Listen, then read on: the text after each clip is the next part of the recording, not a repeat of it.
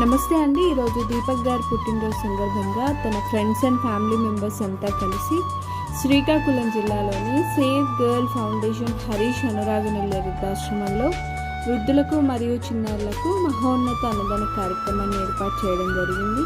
దీపక్ గారి friends and family members అందరికీ కూడా పేరు పేరున హృదయపూర్వక ధన్యవాదాలు. థ్యాంక్ యూ సో మచ్ అండి.